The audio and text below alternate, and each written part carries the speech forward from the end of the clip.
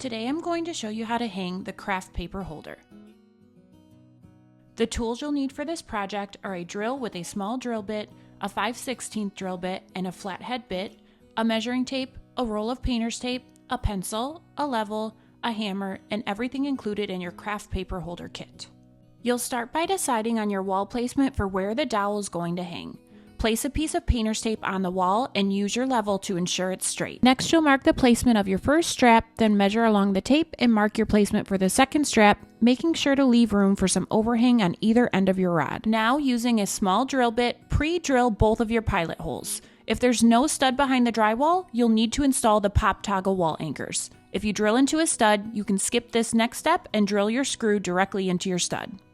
To install the pop toggle wall anchor, you'll need to open up your pilot holes using the biggest 5/16 drill bit. Next, you'll pinch the wings of the anchor and gently tap with a hammer until flush with the wall.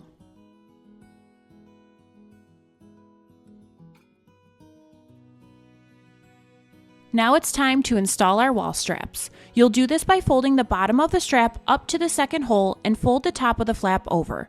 Next, take your screw and gently twist it through all 3 holes to prep the strap for wall placement.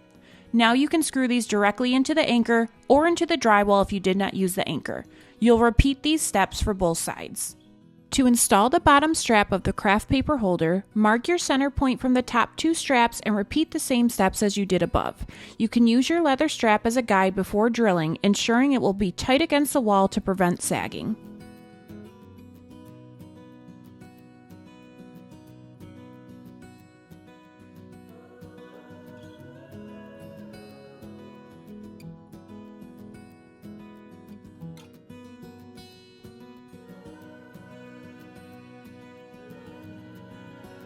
And here's the final look.